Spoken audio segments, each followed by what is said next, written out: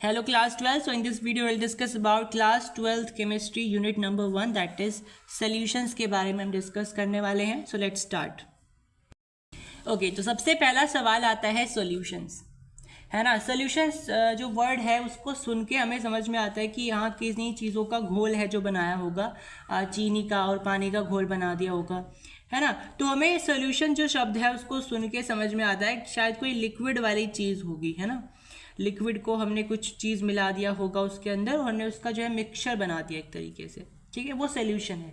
ये हम नाम सुन के जो ऐसा पता करते हैं, लेकिन ऐसा ज़रूरी नहीं है कि हम लिक्विड जो आपको दिखाई दे रही है मतलब वो लिक्विड वाला ही जो है आपके पास सॉल्यूशन हो सकता है जो आपके पास सॉल्यूशन एट द एंड मिला वो एक सॉलिडिफाई फॉर्म में हो.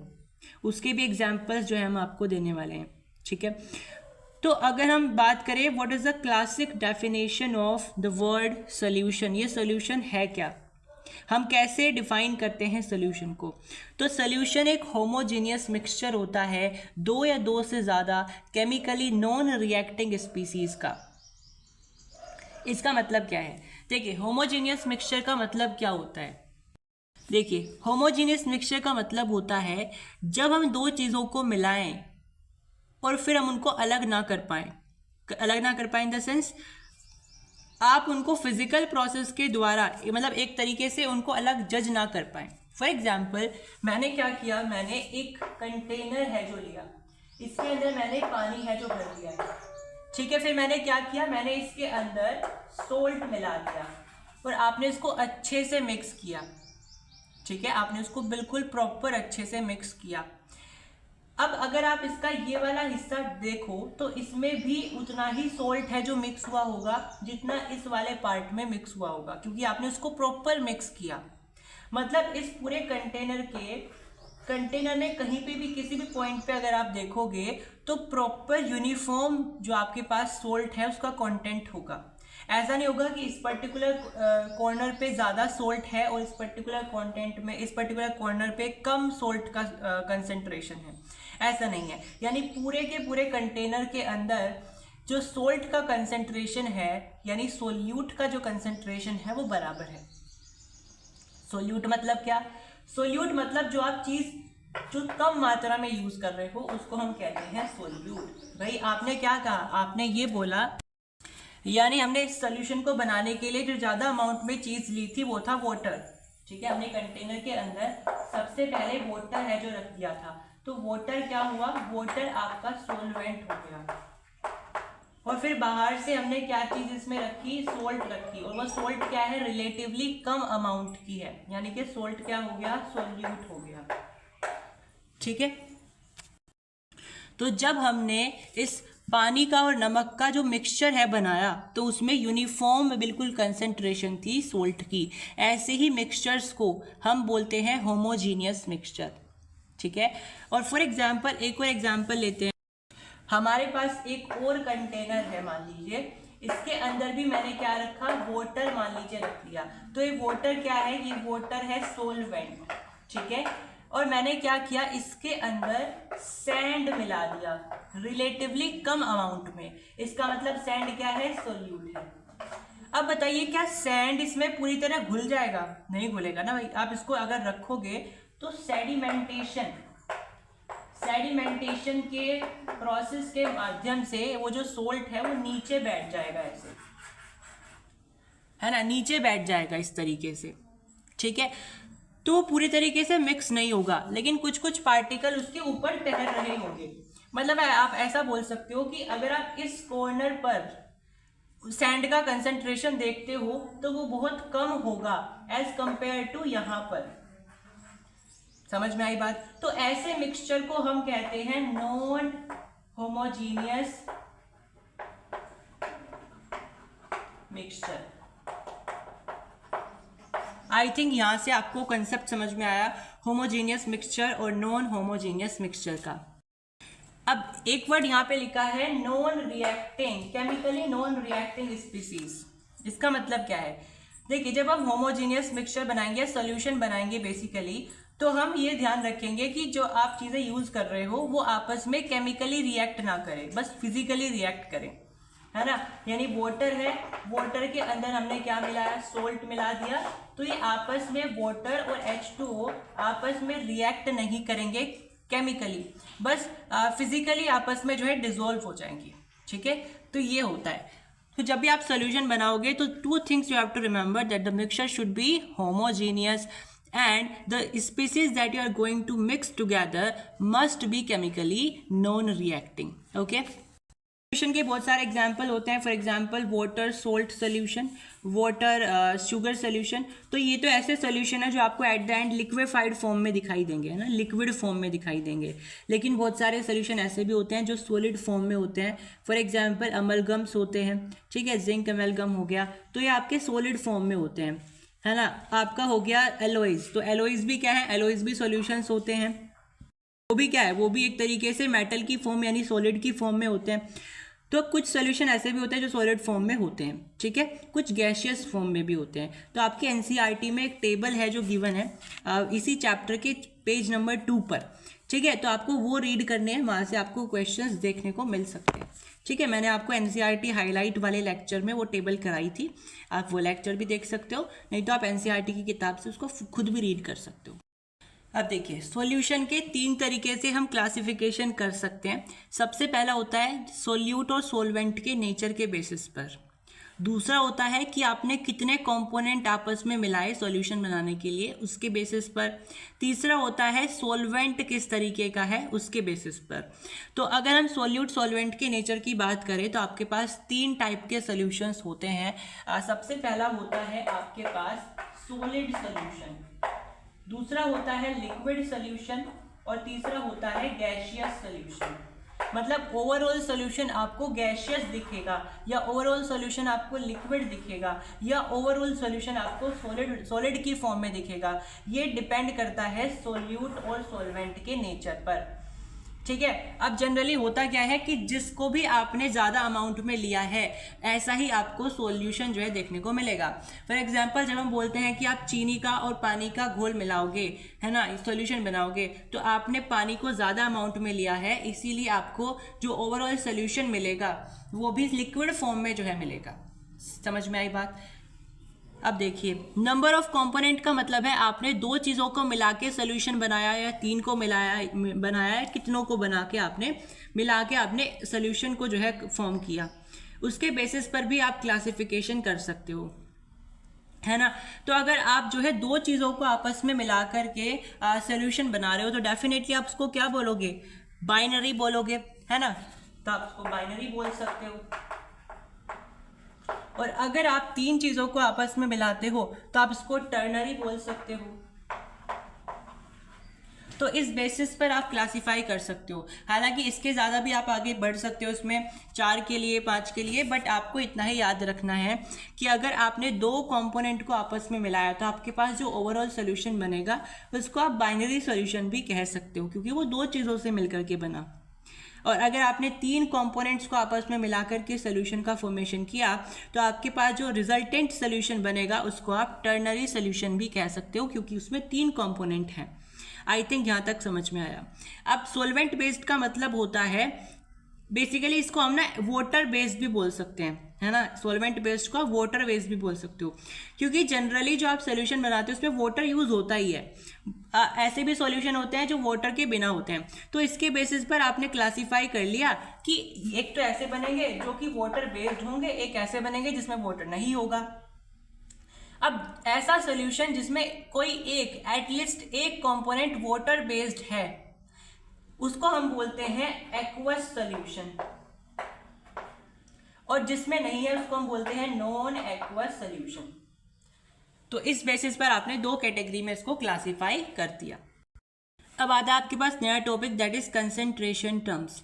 हालांकि कंसंट्रेशन टर्म्स बहुत सारी होती है, स्ट्रेंथ होता है ना, पीपीएम होता है, बहुत सारे होते हैं। बट अगर हम देखें अपना 15 से 16 साल के प्रीवियस ईयर को सीबीएसई के, तो आपको इन तीनों से ही है जो सवाल घूम फिर के आए हैं, इनके अलावा आपको क्वेश्चन नहीं आए हैं, ठीक है। तो आई वुड नॉट रिकमेंड कि आप उन सब चीज़ों को पढ़ो, लेकिन अगर आपको पर्टिकुलरली उन चीज़ों के बेसिस पर वीडियो चाहिए तो आप बोल सकते हो, I will make a video on that also, ठीक है। बाकी अगर हम बोर्ड पर्पज़ के लिए देखें तो आपको सिर्फ ये 3 फॉर्मूले ही हैं जो याद रखने हैं। एक और है जो मोलैरिटी और मोलैलिटी के रिलेशन के ऊपर बेस्ड है, उसको भी हम देखेंगे, ठीक है। तो अगर हम इंडिविजुअल लेवल पर देखें तो आपको 3 ही फॉर्मूले हैं जो याद रखने हैं, ओके। तो सबसे पहला है मोल फ्रैक्शन, जो कि बहुत इंपॉर्टेंट है। मोल फ्रैक्शन का फॉर्मूला होता है, मान लीजिए आपके पास ना 2 कंपोनेंट हैं, आपके जो अपने मिक्सचर बनाया ना उसकी में 2 कंपोनेंट हैं, एक ए है एक बी है। तो अगर हम एक ए है और एक बी है ना, और अगर हम ए का मोल फ्रैक्शन निकालना चाहते हैं तो उसको हम रिप्रेजेंट करते हैं इस तरीके से। ये होता है काय, ये एक्स नहीं होता, ये होता है काय, इस तरीके से, ठीक है। तो काय ऑफ ए यानी mole fraction of A will be written as the number of moles of particle A divided by the number of moles of particle A plus number of moles of particle B, यानी कि A वाले के कितने moles हैं divided by A और B वाले के total moles. Is it clear? अगर आपको B वाले का निकालना है तो आप कैसे निकालोगे, N ऑफ B यानी कि number of moles of B divided by number of moles of A and number of moles of B, इनका एडिशन कर दो। आई थिंक यहाँ तक आपको समझ में आया। अगर हम मोलैलिटी की बात करते हैं तो मोलैलिटी का मतलब होता है number of moles divided by the weight of the solute. यहाँ पे किसका वेट रखना होता है, सोल्यूट का, और आप केजी में रख रहे हो। अगर आप ग्राम में रख रहे हो तो आपको यहाँ पे 10 टू द पावर 3 करना पड़ेगा। तो अगर आप यहाँ पे ग्राम रखते हो, अगर केजी है तो ऐसे ही रखो। अब यहाँ पे देखिए मोलैरिटी क्या होता है, number of moles divided by volume. अगर लीटर में है तो एज इट इज आएगा, अगर आप मिली लीटर करते हो तो 10 टू द पावर 3 है जो आएगा, ठीक है। अब बोला जाता है कि बताइए मोलैरिटी और मोलैलिटी में से कौन सा बेटर कंसंट्रेशन टर्म होता है, ये क्वेश्चन पूछ लिया जाता है। तो आपको आंसर करना है मोलैलिटी इज बेटर, क्योंकि मोलैलिटी में हम मास की बात करते हैं। देखो मास ऑफ सोल्यूट है ना, हम वॉल्यूम की बात नहीं करते। और जो आपका मास होता है ना वो टेम्परेचर पे डिपेंड नहीं करता, है ना भाई। आप कितने, आपका क्या मास है वो आपका टेम्परेचर पे तो डिपेंड नहीं करेगा ना। ऐसा तो नहीं है कि आपका जो मास है अभी मान लीजिए 40 किलो के हो आप, किलोग्राम के हो, और अगर टेम्परेचर इंक्रीज हो गया तो आपका जो मास है वो 20 किलोग्राम हो जाएगा। ऐसा तो नहीं होने वाला। तो आपका जो मास होता है वो टेम्परेचर इंडिपेंडेंट होता है ना। लेकिन जो आपकी वॉल्यूम होती है वो टेम्परेचर डिपेंडेंट होती है, यानी कि मोलैलिटी टेम्परेचर पे डिपेंड नहीं करेगी और मोलैरिटी टेम्परेचर पे डिपेंड करेगी। तो बेटर कौन हुई, बेटर हुई मोलैलिटी, क्योंकि ये टेम्परेचर पे डिपेंड नहीं करती है। Is it clear? अब ये आपके पास एक रिलेशन है जो कि मोलैलिटी और मोलैरिटी के बीच में रिलेशन है जो बताता है, और ये बराबर होता है molality equal to molarity into 1000 divided by 1000 times of density. ये डेंसिटी होती है minus molarity into the molar mass of solute. ये होता है मोलर मास ऑफ सोल्यूट। अब देखिए आपका जो सबसे पहला टॉपिक है इसमें अब है वो हेनरीज लॉ, है ना। बहुत इंपॉर्टेंट होता है, इससे जनरली एक सवाल तो पेपर में आता ही आता है, ठीक है। अब हेनरी लॉ है क्या? हेनरी लॉ हमें बेसिकली बताता है कि मास में और प्रेशर में क्या रिलेशन होती है, ठीक है। अब इसकी कुछ डिसएडवांटेजेस भी होती है, हर जगह एप्लीकेबल नहीं होता। अब पहले डेफिनेशन जो है रीड कर लेते हैं।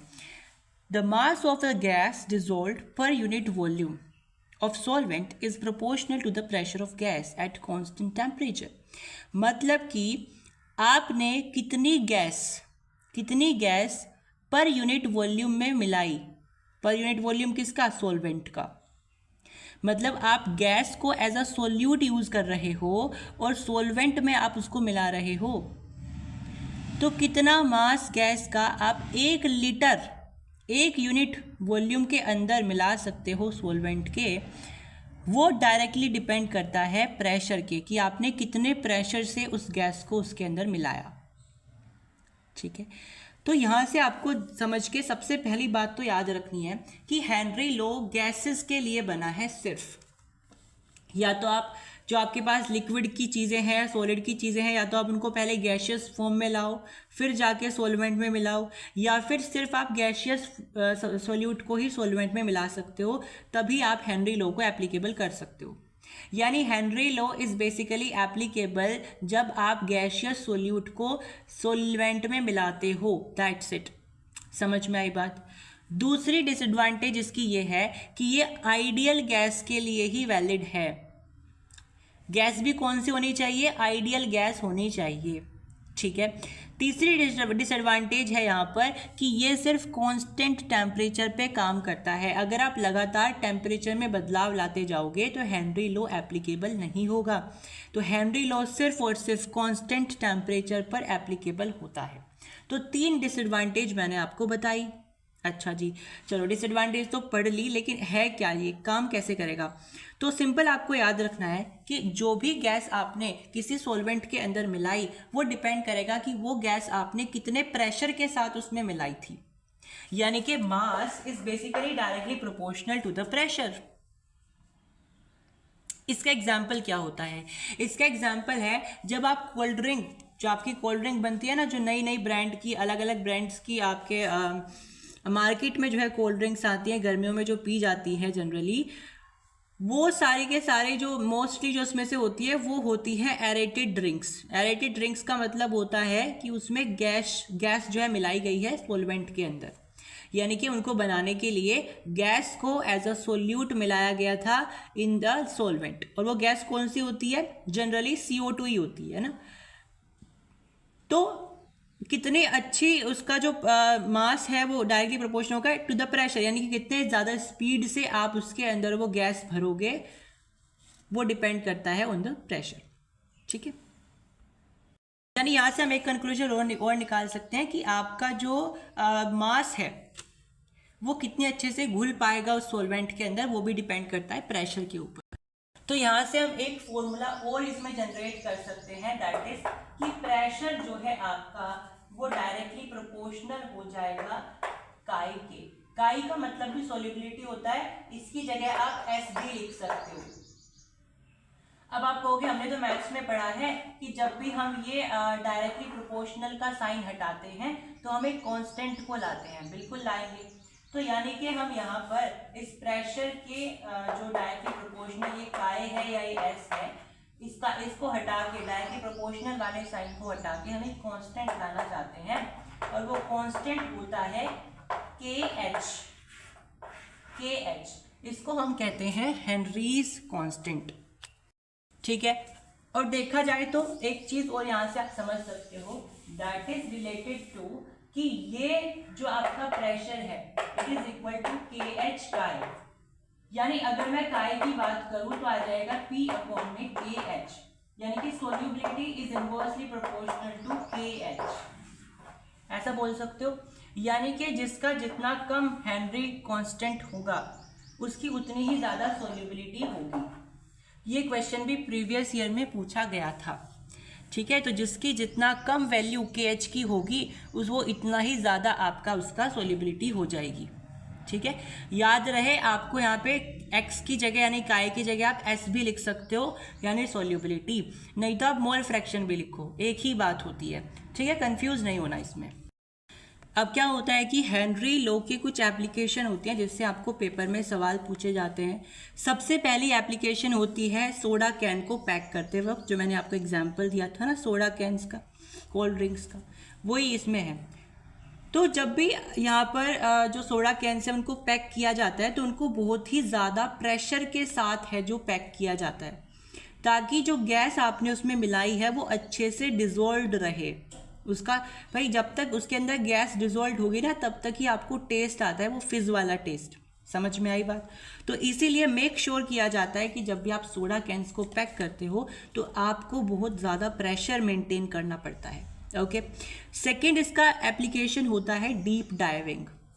डीप डाइविंग का मतलब क्या होता है कि देखो जो समुद्रों में लोग डाइविंग करते हैं, समुद्रों के तले में जा कर के कुछ छानबीन करते हैं, तो वहाँ पर भी इसकी एक एप्लीकेशन है हेनरी लॉ की। क्या है वो एप्लीकेशन? देखिए वो लोग क्या करते हैं, अपने ऑक्सीजन सिलेंडर में कुछ अमाउंट ऑफ हीलियम गैस लेकर के चलते हैं, कुछ डिजोल्व्ड गैसेस जो है लेकर के चलते हैं बिसाइड्स ऑक्सीजन, है ना, ऑक्सीजन सिलेंडर के अंदर। तो वो क्या करते हैं, अपने ऑक्सीजन सिलेंडर में बिसाइड्स ऑक्सीजन कुछ अदर गैसेस भी मिलाते हैं, for example helium and all that. अब ऐसा वो क्यों करते हैं, क्योंकि जो आपका समुद्र होता है उसके तले में बहुत ज़्यादा प्रेशर होता है, बहुत ज़्यादा प्रेशर होने के कारण, और वहाँ पर क्या होता है, वहाँ पर नाइट्रोजन की बहुत ज़्यादा अमाउंट होती है। तो जब भी सी डाइवर्स नीचे की तरफ जाते हैं समुद्रों में, तो होता क्या है कि उनके जो उनकी जो बॉडी है उसके अंदर नाइट्रोजन की अमाउंट जो है आ जाती है, ठीक है। और जब भी वो नीचे से ऊपर की तरफ आते हैं सरफेस पर, तो वो नाइट्रोजन जो है बाहर निकलने की कोशिश करता है उनकी ब्लड वेसल्स में से, और एकदम से बाहर नहीं निकल पाता, और वो क्या करता है, वो बैंड्स बना लेता है। यहाँ पे एक वर्ड यूज होता है बैंड्स, ठीक है। अब बैंड्स क्या होते हैं, गुठलियाँ होती है, खून की गुठलियाँ बन जाती है, उससे उनकी जो नसें हैं वो ब्लॉक हो सकती है और वहाँ पे वो मर भी सकते हैं। तो इसीलिए ज़रूरी है कि वो क्या करे, वो पहले से ही प्योर ऑक्सीजन ला लेके चले और आपका हीलियम वगैरह लेके चले। अब हीलियम वगैरह डिजोल्व करने से क्या होता है कि नाइट्रोजन बहुत कम अमाउंट में या मिनिमम अमाउंट में, नेग्लिजिबल अमाउंट में आपकी बॉडी में एंटर करती है, हीलियम वगैरह एंटर कर जाती है पहले ही। अब हीलियम वगैरह इतनी ज़्यादा हार्मफुल नहीं होती है, वो आराम से बॉडी से निकल जाएंगी जब आप बाहर की तरफ आओगे, है ना, क्योंकि भाई समुद्र के अंदर बहुत ज़्यादा प्रेशर होता है, तो सारी की सारी गैसेस हमारे ब्लड वेसल्स में आती है, हमारे नोस्ट्रल या जो भी आपने यहाँ पे सांस लेने के लिए इंस्ट्रूमेंट लिया है उसके थ्रू, है ना। तो इसलिए ज़रूरी होता है कि आप क्या करिए, उसमें कुछ ऑक्सीजन के साथ साथ कुछ मिक्सचर हीलियम वगैरह का रखिए। नेक्स्ट एप्लीकेशन है हाई ऑल्टीट्यूड पर, यानी कि जब ऊंचे ऊंचे पहाड़ों पर, पर्वतों पर लोग जाते हैं, तब भी सजेस्ट किया जाता है कि वो लोग ऑक्सीजन वगैरह लेकर के जाए, क्योंकि वहाँ पर क्या होता है कि प्रेशर बहुत कम होता है और ऑक्सीजन की कमी होती है। अब ऑक्सीजन की कमी के कारण उनमें क्या हो जाता है, एनोक्सिया नाम की एक कंडीशन जो है आ जाती है। इसमें क्या होता है, लोगों को बेहोशी होने लगती है, क्योंकि उन्हें प्रॉपर सांस नहीं आता, सफोकेशन होने लगती है। तो ये सजेस्टेबल होता है कि वो लोग क्या करें, जो है बहुत हाई प्रेशर पर, क्योंकि वहाँ पे बहुत हाई प्रेशर होता है हाई ऑल्टीट्यूड पर, तो वो ऑक्सीजन को भी जो है वहाँ पर अपने साथ लेकर के जाएं। हाई प्रेशर है तो वहाँ पर क्या है, सफोकेशन होती है, हाई प्रेशर के कारण दम घुटने लगता है, ठीक है। तो यहाँ पर इसी तरीके से एप्लीकेशन आपको यहाँ पे अप्लाई करनी है। इससे साफ सवाल आएगा आपको तीनों के बेसिस पर। जनरली आपको एनोक्सिया के बारे में आता है और सोडा पैकिंग के बारे में आता है, तो you have to write these things in your language. चलिए हेनरी लॉ के बेसिस पर एक न्यूमेरिकल कर लेते हैं। आपको क्या करना है, इसमें सोल्युबिलिटी को कैलकुलेट करना है कार्बन डाइऑक्साइड, ठीक है, और वाटर के अंदर हमने इसको मिलाया, इतने टेम्परेचर पे मिलाया, और ये क्या है, ये प्रेशर है, ठीक है। तो मतलब हमें गिवन क्या है, हमें गिवन ये है कि आपको जो है इसके अंदर प्रेशर की वैल्यू गिवन है 760 mmHg, ठीक है। आपको क्या करना है, काय की वैल्यू निकालनी है, ठीक। और हमें इसमें KH की वैल्यू भी गिवन है, that is equal to the 1.25 into 10 की पावर 6 mmHg। यहाँ पे मैंने लिखा है, लेकिन ये गिवन होगा। तो बताइए मैंने कौन सा फॉर्मूला बताया था, P इक्वल टू काय KH। आपको ये निकालना है, ये भी गिवन है, ये भी गिवन है, तो काय इक्वल टू आ जाएगा किसके, P अपॉन में KH के, that is equal to 760 upon 1.25 into 10 की पावर 6। mmHg से mmHg कैंसिल हो गया, और आपको पता भी है मोल फ्रैक्शन की कोई यूनिट होती भी नहीं है। तो आप इसको कैलकुलेट करिए और आंसर मुझे कमेंट में लिख करके बताइए। Okay, so next question is calculate the molality of ethanol solution in which mole fraction is इतना, यानी हमें इसमें मोलालिटी निकालनी है और हमें मोल फ्रैक्शन गिवन है। किसका मोल फ्रैक्शन गिवन है, वाटर का गिवन है। तो अगर मुझे देखो, हम बेसिकली यहाँ पे सॉल्यूशन बना रहे हैं इथेनॉल और वाटर का, तो अगर मुझे वाटर का मोल फ्रैक्शन पता है तो क्या हम इथेनॉल का नहीं निकाल सकते? बिल्कुल निकाल सकते हैं, क्योंकि हमें पता है कि जो टोटल मोलालिटी होती है मोल फ्रैक्शन होता है इथेनॉल का प्लस आपका वाटर का, इनका सम होता है 1 के बराबर। यानी अगर हम देखें तो हमें इथेनॉल नहीं पता, हमें वाटर का पता है, that is 0.88 and that is equal to 1। तो हम सारे ई की वैल्यू निकाल सकते हैं 1 में से माइनस करके 0.88 को। ठीक है, तो आपको वैल्यू क्या यहाँ पर मिलेगी? यस 0.12 है जो आपको यहाँ से आंसर मिलने वाला है। यानी हम बोल सकते हैं कि हमें इथेनॉल का जो मोल फ्रैक्शन है वो यहाँ से पता चल गया, दैट इज इक्वल टू 0.12। अब क्या करना है, ध्यान से सुनेंगे। अब देखिए हमें पता है मोल फ्रैक्शन का मतलब होता है number of moles of ethanol divided by number of moles of ethanol plus number of moles of water and that is equal to 0.12। और हमें पता होना चाहिए, सिर्फ हम इस वाले फॉर्मूले का अप्लाई करने वाले हैं, हमें पता होना चाहिए कि जो आपका वाटर होता है उसके मोल्स कितने होते हैं प्योर स्टेट पर। हाँ जी, वो होते हैं 55.5। तो हम लिखेंगे यहाँ पे 55.5। कैसे निकल करके आई है? क्योंकि देखो भाई नंबर ऑफ मोल्स निकालने का मतलब क्या होता है कि आप given mass upon molar mass लिखो। तो अगर मुझे वाटर के मोल्स निकालने हैं तो यहाँ पे हम 1000 मान के चलते हैं बाय डिफॉल्ट, और यहाँ पे जो आपका मोलर मास होता है वाटर का वो 18 होता है, तो इसको कैलकुलेट करके 55.5 आता है आंसर। ठीक है, तो इसलिए मैंने 55.5 रखा। अब आपके पास सिर्फ Ne है और Ne को ही हम क्या बोलते हैं, जो मोलैलिटी बोलते हैं। ठीक है, Ne को आप मोलैलिटी ही बोलते हो।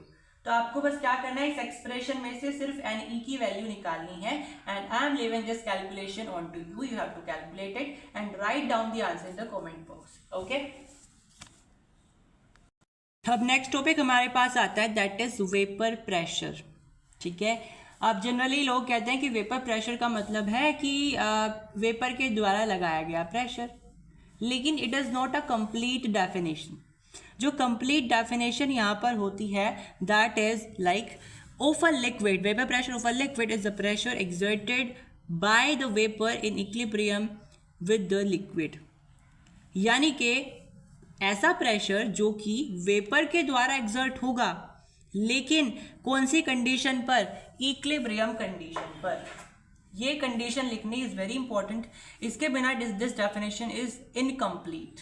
ओके, तो वेपर प्रेशर जो है एक ऐसा प्रेशर है जो कि वेपर के द्वारा लगता है, लेकिन कब लगेगा? इक्विलिब्रियम कंडीशन पे लगेगा। इक्विलिब्रियम किसके साथ होगा? लिक्विड के साथ होगा। भाई वेपर किससे बनती है? वेपर लिक्विड से बनती है। ठीक है, तो लिक्विड से जो वेपर बन रही है उन वेपर्स का लिक्विड के साथ जब इक्विलिब्रियम लगेगा तब जो प्रेशर एक्सर्ट होगा वेपर के द्वारा उसको हम बोलते हैं वेपर प्रेशर। फॉर एग्जाम्पल मेरे पास ये कंटेनर है और मैंने क्या किया, इसको स्टोव पे रख दिया। यहाँ से हमने क्या की, फायर को जो है यहाँ से एक्सर्ट कर दिया इसके ऊपर, और इसके ऊपर मैंने इसके अंदर क्या रखा, मैंने एक लिक्विड रख दिया। ठीक है, अब धीरे धीरे क्या होगा, इसमें वेपर बननी शुरू हो जाएंगी, लेकिन क्या इन वेपर के द्वारा लगाए गए प्रेशर को मैं वेपर प्रेशर कह दूं? नहीं, हम तब तक नहीं बोल सकते इन वेपर के लगाए गए फोर्स को वेपर प्रेशर, तब तक इन ये जो वेपर है ये इक्विलिब्रियम में नहीं आ जाती इस लिक्विड के साथ। तो वेपर बनी, फिर वेपर बनी, लेकिन एक कंडीशन ये आई, आपने यहाँ पे क्या किया है, यहाँ पे आपने एक जो है लीड रख दी है ना। अब वेपर बनती है फिर वापस से नीचे लिक्विड की फॉर्म में, फिर वापस से, तो एक तरीके से साइकिल है जो बन रही है, यानी कि वेपर बन रही है, फिर ऊपर जाके ठंडी हो रही है लीड के ऊपर, फिर वापस से लिक्विड बन के नीचे आ रही है। तो ये जब साइकिल इक्वल हो जाएगी, इक्वल इन द सेंस कि जिस रेट से, जिस स्पीड से वेपर बन रही है उसी स्पीड से वापस से वो ठंडी होके पानी बन रहा है, यानी कि जिस स्पीड से वेपर बनती जा रही है उसी स्पीड से पानी बनता जा रहा है वापस से। तो ये पूरी एक साइकिल है जो बन गई, इसी को हम बोलते हैं इक्विलिब्रियम, वेपर और लिक्विड का इक्विलिब्रियम। इस कंडीशन के ऊपर जो प्रेशर लगेगा, इस वक्त जो प्रेशर लगेगा उसी प्रेशर को हम बोलते हैं वेपर प्रेशर। तो हर एक प्रेशर जो वेपर के द्वारा लगाया जाए it is not the vapour pressure, लेकिन वो वाला प्रेशर जो वेपर लिक्विड के साथ इक्विलिब्रियम कंडीशन पे लगाती है that is the vapour pressure. देखिए वो वाले सब्सटेंसेस जो वेपर को फॉर्म कर सकते हैं उनको हम बोलते हैं वोलेटाइल सब्सटेंसेस, और जो वेपर को फॉर्म नहीं कर सकते उनको हम बोलते हैं नॉन वोलेटाइल सब्सटेंसेस। ठीक है, अब देखिए जब भी हमने किसी सॉल्यूशन को बनाया तो हमने उसके अंदर सॉल्वेंट मिलाया और हमने उसके अंदर क्या मिलाया था, सोल्यूट मिलाया था। अब हुआ क्या कि हमने सोल्यूट कैसा मिला दिया, नॉन वोलेटाइल मिला दिया, यानी वो वेपर ही नहीं बना सकता है। तो ओवरऑल जो टेंडेंसी थी पूरे सोल्यूशन की वेपर बनाने की वो क्या हो गई, वो कम हो गई, उसमें क्या आ गई, गिरावट आ गई।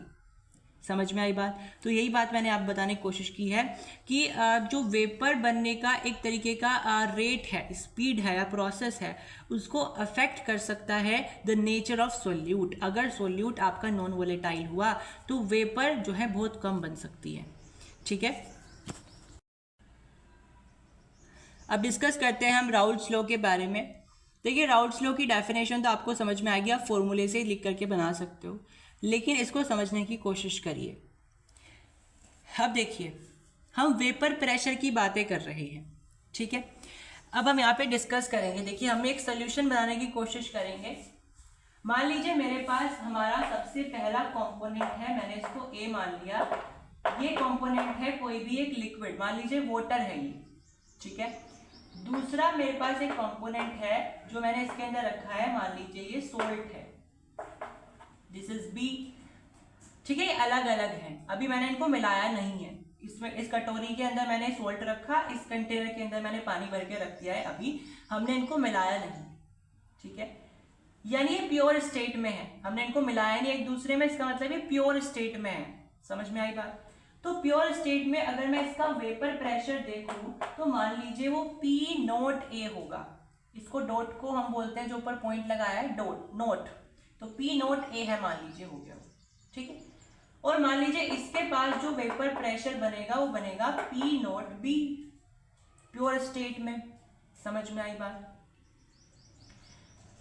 अब मान लीजिए इसका जो मोल फ्रैक्शन होगा वो है काई A, और इसका जो मोल फ्रैक्शन होगा वो होगा काई बी। तो आप जब इनको मिलाओगे, आपने क्या किया, आपने इनको मिला दिया और आपके पास एक रिजल्टेंट सोल्यूशन जो है बनके तैयार हो गया, ठीक है। तो ये रिजल्टेंट सोल्यूशन है, मान लीजिए जिसको टी मान लो, टोटल है ये आपका सोल्यूशन। तो आपके पास यहाँ पर कितना प्रेशर होगा, टोटल प्रेशर कितना होगा? तो टोटल प्रेशर जो होगा वो कैसे पता किया जाएगा भाई, ए वाले का प्रेशर प्लस बी वाले का प्रेशर, ऐसे ही पता किया जा सकता है। अब देखिए जो आपका पी ए है उसको हम लिखेंगे पी नोट ए मल्टीप्लाई काई ए, पी नोट ए मल्टीप्लाई काई ए। इसी तरीके से हम पी बी को लिखेंगे that is P naught B chi B. यानी अगर हम ये दोनों वैल्यू इस वाले एक्सप्रेशन में रख दें तो आपको वैल्यू कैसी मिलेगी, आपको वैल्यू मिलेगी P naught A chi A plus P naught B chi B. This is what we call the Raoult's law. अब समझिए राउल्ट लॉ क्या है। राउल्ट लॉ है आपके बारे में, आपको बताता है एक रिलेशनशिप, किस किस के बीच में रिलेशनशिप बताता है, प्रेशर के बीच में और मोल फ्रैक्शन के बीच में, ठीक है। तो बेसिकली इन्होंने क्या किया, प्रेशर के बीच में और मोल फ्रैक्शन के बीच में एक रिलेशन है जो बता दिया। Is it clear? अच्छा, अब मान लीजिए मैंने आपको एक बात बताई थी, अगर एक ऐसा सोल्यूशन हम बना रहे हैं जिसमें आपका सोल्यूट क्या है, वेपर ही नहीं बना सकता, तो वो सोल्यूट होता है नॉन वोलेटाइल।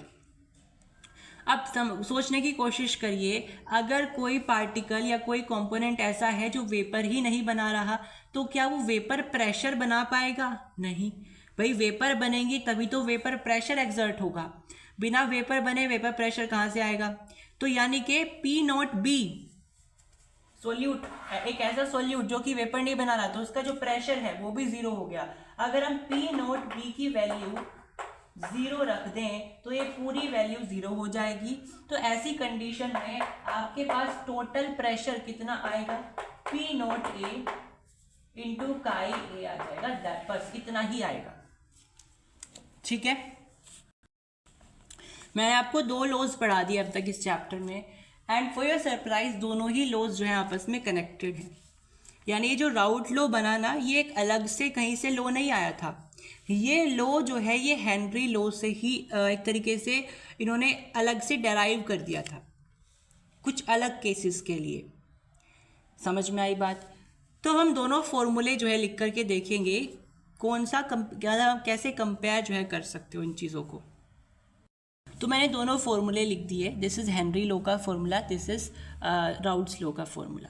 ठीक है, अब आप इनको कंपेयर करिए, ये प्रेशर है, ये भी प्रेशर है, ये मोल फ्रैक्शन है, ये भी मोल फ्रैक्शन है, यानी कि ये दोनों चीज़ें जो है बराबर हो गई, क्योंकि आप ये बोल रहे हो ना कि हेनरी लॉ से आप राउट्स लॉ लेकर के आए, यानी कि आप बराबर कर सकते हो, दोनों को कंपेयर करो तो आपको समझ में आएगा कि P naught A is basically equal to K H. यानी कि आपका हेनरी लॉ से राउट लॉ डिराइव हो सकता है, लेकिन एक केस में जब आप कोई एक कंपोनेंट इतना ज़्यादा वोलेटाइल ले लो कि वो गैसियस फॉर्म में एग्जिस्ट करने लगे, क्योंकि हेनरी लॉ तो सिर्फ गैसेस के लिए एप्लीकेबल है ना। तो आप राउट लॉ को कब हेनरी लॉ बता सकते हो, तब बता सकते हो कि आपने जो कंपोनेंट मिलाए आपस में, उसमें से अगर आप एक कंपोनेंट इतना ज़्यादा वोलेटाइल, इतना ज़्यादा वेपर बनाने वाला ले लो कि वो गैसियस फॉर्म में एग्जिस्ट करने लगे, तब आप बोल सकते हो कि routes law is basically a special case of Henry law. और उस कंडीशन पर जो आपका पी नोट ए है वो बराबर हो जाएगा के एच के, that is equal to the Henry's constant. अब हमारा नेक्स्ट टॉपिक है ideal and non ideal solutions. देखिए सबसे बेसिक जो डिफरेंस होता है दोनों के अंदर में, वो राउट्स लॉ के बेसिस पर क्रिएट किया जाता है ना। हमने अभी राउट्स लॉ रीड करा, तो उसी के बेसिस पर आप इन दोनों में डिफरेंशिएट कर सकते हो, यानी कि आइडियल और नॉन आइडियल के अंदर में। तो आइडियल वो सॉल्यूशन आप बोल सकते हो जो राउट्स लॉ को ओबे कर दे, और नॉन आइडियल क्या होंगे, जो राउट्स लॉ को ओबे ना करें। लेकिन ये तो डेफिनेशन जो है राउट लॉ के बेसिस पर हुई कि ऐसे सॉल्यूशन जो राउट लॉ को फॉलो करें वो आपके हो गए आइडियल, और जो ना कर पाए वो होते हैं नॉन आइडियल। लेकिन इनकी अपनी इंडिविजुअल क्या डेफिनेशन है, ठीक है। तो आइडियल सॉल्यूशंस वो सॉल्यूशंस होते हैं जो कि ऐसे कंपोनेंट को मिलाकर के बनाए जाते हैं जिनका स्ट्रक्चर, जिनका मॉलिक्यूलर मास, ये सारी चीजें बराबर हो, ठीक है। और नॉन आइडियल क्या होंगे, एक ऐसा सॉल्यूशन जो कि आपने एक ऐसे कंपोनेंट से मिलकर के बनाया जो आपस में आइसोस्ट्रक्चरल नहीं थे, मतलब उनके स्ट्रक्चर सेम नहीं थे, उनके मॉलिक्यूलर मास भी सेम नहीं थे, तो उनका आप बोल सकते हो नॉन आइडियल। समझ में आई बात? बाकी एक चीज़ इसमें यह है कि आइडियल के अंदर में जो आपके इंटरमोलिकुलर फोर्सेस होते हैं, इंटरमोलिकुलर फोर्सेस होते हैं वो बराबर होते हैं इंट्रामोलिकुलर फोर्सेस के। वही नॉन आइडियल में ये चीज़ें बराबर नहीं होती, ठीक है। नॉन आइडियल में ऐसा होता है, बराबर नहीं होती। एक और चीज़ होती है कि आप अगर आइडियल में देखो तो डेल्टा वी, मतलब दो कंपोनेंट को मिलाने से पहले वॉल्यूम में चेंज कितना है, और वॉल्यूम मतलब वॉल्यूम में अगर आप देखो इनिशियल वॉल्यूम और फाइनल वॉल्यूम, तो उसमें कोई चेंज नहीं आएगा। यानी कि अगर आप डेल्टा वी की बात करते हो तो दैट इज इक्वल टू 0। इसी तरीके से आप डेल्टा एच मतलब इंथैल्पी में कितना चेंज आएगा, एनर्जी में कितना चेंज आएगा, तो वो भी 0 होता है आइडियल के लिए। तो आइडियल के अंदर में तो जो है इंथैल्पी में भी कोई चेंज नहीं आता है, ठीक है। वही नॉन आइडियल में ये चीजें 0 के बराबर नहीं होती, ठीक है। Is it clear? अब आइडियल के एग्जाम्पल्स पढ़ते हैं, फिर नॉन आइडियल के एग्जाम्पल्स पढ़ेंगे। अब नॉन आइडियल में भी 2 डेविएशंस होती हैं, एक होती है पॉजिटिव डेविएशन, एक होती है नेगेटिव डेविएशन। उसके एग्जाम्पल्स आप देखना। तो आइडियल सोल्यूशन के एग्जाम्पल्स हैं आपके पास, जैसे बेंजीन को आप टोलिन में मिलाओगे तो वो अप्रोक्सीमेटली आइडियल मिलेगा आपको। ऐसा सोल्यूशन एग्जिस्ट ही नहीं करता है जो पूरी तरीके से आइडियल हो। बेंजीन में आप टोलिन मिलाओगे तो अप्रोक्सीमेटली टेंड करेगा वो कि हाँ ठीक है ये आइडियल जैसा है। ऐसे ही क्लोरोबेंजीन और ब्रोमोबेंजीन को मिला के होता है और आपका एन हेक्सेन और एन पेंटेन। एन हेक्सेन का मतलब है कि हेक्सेन की सीधी चेन है, 6 कार्बन की एक पूरी सीधी चेन है। इसी तरीके से हेप्टेन। ठीक है, अब हमारे पास इसमें एक ग्राफ होता है that is related to the vapour pressure और मोल फ्रैक्शन के बीच का ग्राफ। ये आइडियल वालों के लिए है, नॉन आइडियल के लिए अलग से हम देखेंगे। जब उसमें पॉजिटिव डेविएशन और नेगेटिव डेविएशन के बारे में रीड करेंगे तो वो अलग से देखेंगे। अभी आप ये सुनिए कि आपके पास जो वेपर प्रेशर और मोल फ्रैक्शन के बीच का ग्राफ है आइडियल सोल्यूशन के लिए वो कैसा दिखाई देता है।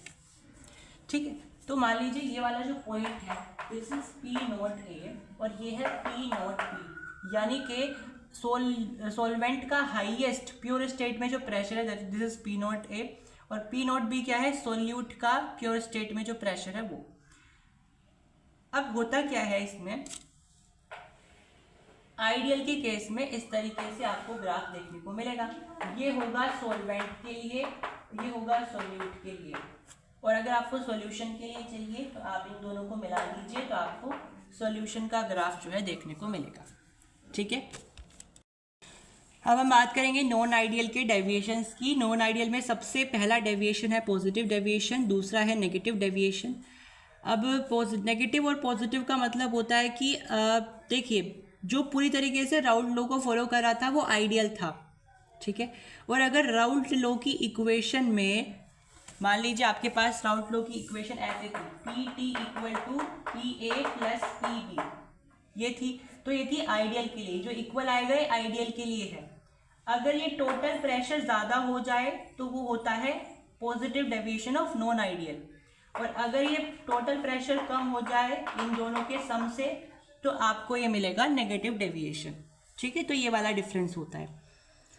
तो पॉजिटिव डेविएशन में जो डेल्टा V है यानी वॉल्यूम का जो चेंज आएगा वो पॉजिटिव आएगा। आइडियल में ये 0 आता था, नेगेटिव में डेल्टा V नेगेटिव आएगा। इसी तरीके से डेल्टा H एनर्जी का जो चेंज है, एंथैल्पी का जो चेंज है, it would be positive in the positive deviation and negative in the negative deviation. ठीक है, इसी तरीके से इंट्रामोलिकुलर फोर्सेस ऑफ अट्रैक्शन ज़्यादा होते हैं पॉजिटिव डेविएशन में then the intermolecular forces of attraction. Negative deviation में इंटरमोलिकुलर फोर्सेस ऑफ अट्रैक्शन ज़्यादा होते हैं इंट्रामोलिकुलर फोर्सेस ऑफ अट्रैक्शन से। अब इन तीनों बातों का मतलब क्या है वो समझ लेते हैं। देखिए डेल्टा V पॉजिटिव है यानी वॉल्यूम में जो चेंज आएगा ना वो पॉजिटिव आएगा। पॉजिटिव चेंज आने का मतलब क्या होता है वॉल्यूम में, कि जो फाइनल वॉल्यूम होगी वो ज़्यादा होगी, क्योंकि जब हम चेंज निकालते हैं तो हम क्या कहते हैं, हम फाइनल में से इनिशियल माइनस करते हैं, है ना। डेल्टा V कैसे निकलेगा, V final minus V initial. तो पॉजिटिव डेविएशन में जो आपकी वॉल्यूम है वो पॉजिटिव आई, इसका मतलब जो आपकी फाइनल वॉल्यूम है वो बड़ी होगी देन द इनिशियल वॉल्यूम। समझ में आई बात, यानी कि आप ऐसा समझ सकते हो। अब इसका रीजन जो है ना इस बात में छुपा हुआ है, इंट्रामोलिकुलर फोर्सेस ऑफ अट्रैक्शन ज्यादा होती है पॉजिटिव डेविएशन के लिए इंटरमोलिकुलर फोर्सेस ऑफ अट्रैक्शन से। इसका मतलब क्या है, देखिए मान लीजिए हमें 2 कंपोनेंट को मिलाना है, एक कंपोनेंट है A, एक कंपोनेंट है B, और ये क्या है, ये आपस में इंट्रामोलिकुलर फोर्सेस ऑफ अट्रैक्शन ज्यादा दिखाते हैं इंटरमोलिकुलर फोर्सेस ऑफ अट्रैक्शन से। इंट्रा का मतलब होता है ये जो A मॉलिक्यूल है ये A वाले के साथ अच्छी अट्रैक्शन दिखाएगा, और B वाला जो है B वाले के साथ अच्छी अट्रैक्शन दिखाएगा, लेकिन ये एक दूसरे के साथ यानी A B के साथ या B A के साथ अच्छी अट्रैक्शन नहीं दिखाएगा। तो यही होता है इंट्रामोलिकुलर का मतलब। तो जब आप इन चीजों को एक साथ इकट्ठा करते हो तो ये एक दूसरे से दूर दूर भागती है, A B के पास नहीं आना चाहेगा क्योंकि इनके बीच की अट्रैक्शन अच्छी नहीं है ना। तो जब वो दूर भागेंगे तो वॉल्यूम को ज्यादा कर देंगे, तो पहले जो वॉल्यूम थी वो कम होगी रिलेटिवली टू द वॉल्यूम जो आपने उसको बाद में मिला करके क्रिएट करी, यानी वॉल्यूम जो है इंक्रीज हो गई, यानी फाइनल वॉल्यूम बढ़ गई, इसलिए आपका वॉल्यूम में पॉजिटिव चेंज आया। नॉन आइडियल में आप नेगेटिव के लिए देखो तो वॉल्यूम का चेंज नेगेटिव है, क्योंकि इसमें इंट्रामोलिकुलर फोर्स ऑफ अट्रैक्शन ज्यादा है। यानी कि आप ऐसा बोल सकते हो कि ए और ए के बीच में अट्रैक्शन इतनी अच्छी नहीं है, और बी में अट्रैक्शन उतनी अच्छी नहीं है जितनी ए और बी में है। यानी जब वो आपस में मिलेंगे तो वॉल्यूम को कम कर देंगे, क्योंकि आपस से अट्रैक्ट हो जाएंगे, चिपक जाएंगे, तो जो वॉल्यूम है वो कम हो जाएगी। तो इनिशियल वॉल्यूम ज्यादा हो गई, फाइनल वॉल्यूम कम हो गई, इसीलिए आपका जो आंसर आएगा वो नेगेटिव में आएगा। इज इट क्लियर और नॉट? आई थिंक आपको समझ में आया इंटरमोलिकुलर इंट्रामोलिकुलर का खेल और वॉल्यूम का खेल। अब लास्ट है हमारे पास यहाँ पे डेल्टा एच का, यानी इंथैल्पी पॉजिटिव डेविएशन में पॉजिटिव क्यू आई और नेगेटिव डेविएशन में नेगेटिव क्यू आई। ठीक है, अच्छा चलो इसको डिस्कस करते हैं। देखिए इसका आंसर भी छुपा हुआ है इंटरमोलिकुलर फोर्स ऑफ अट्रैक्शन और इंट्रामोलिकुलर फोर्स ऑफ अट्रैक्शन वाले कंसेप्ट के अंदर। हमें पता है पॉजिटिव डेविएशन के अंदर जो ए है उसके पास ज्यादा अट्रैक्शन है, बी है उसके पास अच्छी अट्रैक्शन है, लेकिन इन दोनों में आपस में अच्छी अट्रैक्शन नहीं है। तो ये आपस में ना मजबूती के साथ पकड़े हुए हैं, ए आपस में बिल्कुल मजबूती के साथ पकड़ा हुआ है।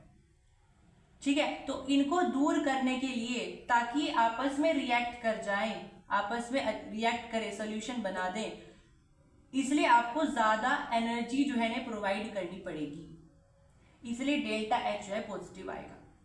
समझ में आई बात? यानी आपको क्या है, आपको एनर्जी रिक्वायर्ड है, इसमें आपको एनर्जी रिक्वायर्ड है, तो इसलिए एनर्जी रिक्वायर्ड को हम क्या कहते हैं, एनर्जी रिक्वायर्ड को हम पॉजिटिव कहते हैं, और इसमें पॉजिटिव आएगा। ठीक है, वहीं अगर हम नॉन आइडियल में नेगेटिव डेविएशन की बात करते हैं तो इसमें ए और ए के बीच में अच्छी अट्रैक्शन है, यानी आपको एनर्जी देनी नहीं पड़ेगी, वो अच्छे से आपस में रिएक्ट हो जाएंगे, बल्कि इसमें तो जो एनर्जी है वो रिलीज होगी। जब इनके बॉन्ड टूटेंगे तो एनर्जी रिलीज होगी, या जब बॉन्ड बनेंगे तब भी एनर्जी रिलीज होगी। तो जब एनर्जी रिलीज होती है तो हम उसको नेगेटिव से डिनोट करते हैं। केमिस्ट्री में आपको याद रखना है, अगर एनर्जी रिक्वायर्ड है तो हम उसको बोलते हैं पॉजिटिव, और अगर एनर्जी रिलीज हुई है तो हम उसको बोलते हैं नेगेटिव। ठीक है, चलिए अब हम बात करते हैं इसके ग्राफ्स की।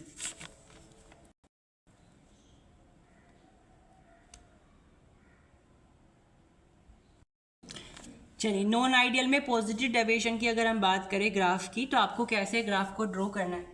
तो देखिए आइडियल में हम बिल्कुल ऐसे सीधी लाइन बनाया करते थे, है ना, सोल्यूशन के लिए ऐसे होती थी सीधी लाइन।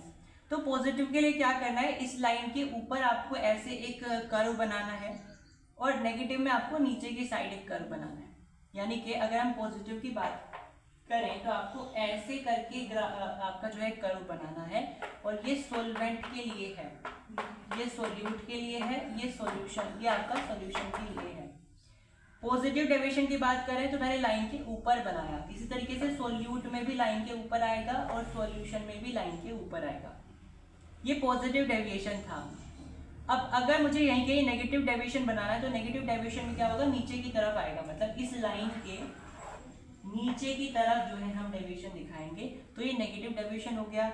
इसके लिए यहाँ पर आएगा नेगेटिव डेविएशन, और इसके लिए यहाँ पर है जो नेगेटिव डेविएशन आपको देखने को मिलेगा।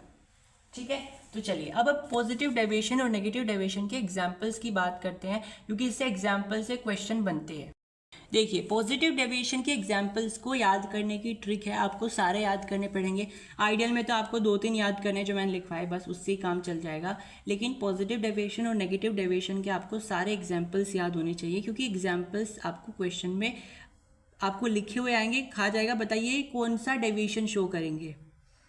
ठीक है, तो आपको फिर एजियोट्रोप का सवाल भी पूछा जाता है। एजियोट्रोप हम इसके बाद पढ़ने वाले हैं जस्ट। तो अगर हम इसमें बात करें तो 3 कैटेगरी में आप डिवाइड करिए, एसीटोन, H2O और CCl4 that is carbon tetrachloride.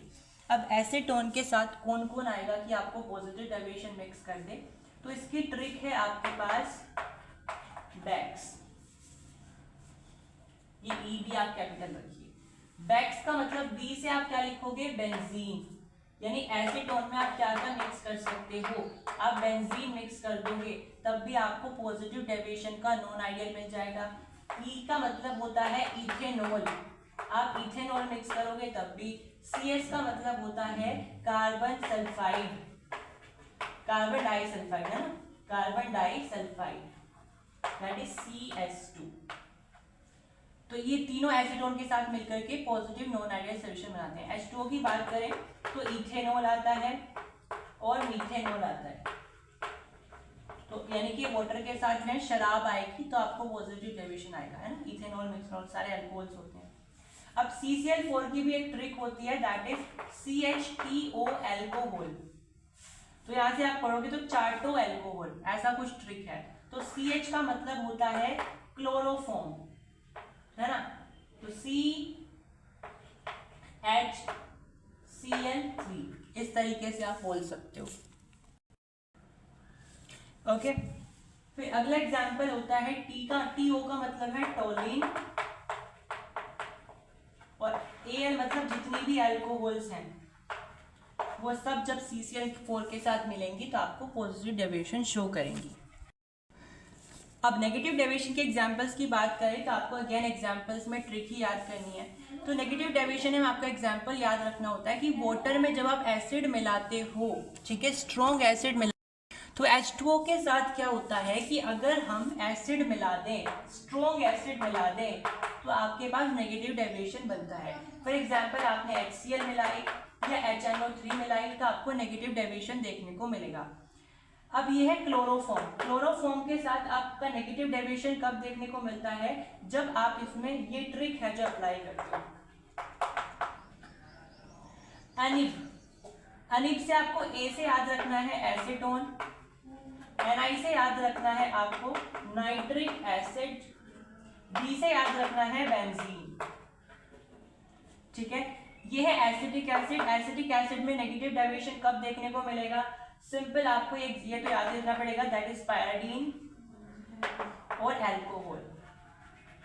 तो पायराडीन और अल्कोहल में आपको देखने को मिलता है आपका नेगेटिव डेविएशन। अब हमारा नया टॉपिक है दैट इज एजियोट्रॉप्स। तो एजियोट्रॉप्स क्या होते हैं? एजियोट्रॉप्स सबसे पहली बात तो बाइनरी मिक्सचर्स होते हैं, मतलब हमेशा दो कंपोनेंट को मिला करके ही बनेंगे, ठीक है। अब वो कंपोनेंट भी क्या कैसे होंगे, जिनका सेम कंपोजिशन होगा लिक्विड में भी और वेपर फेस में भी, और वो कांस्टेंट टेम्परेचर पे बॉईल होंगे, ठीक है, कांस्टेंट टेम्परेचर पे बॉईल होंगे। मतलब जब आपने दो चीज़ों को आपस में मिलाया तो उनको बॉईल करने का एक पर्टिकुलर टेम्परेचर है, उसी पे बॉईल होंगे, ठीक है। वो पर्टिकुलर टेम्परेचर बदलेगा नहीं, कांस्टेंट टेम्परेचर होगा, ठीक है। अब एजियोट्रॉप्स के एग्जांपल्स क्या होते हैं, है ना।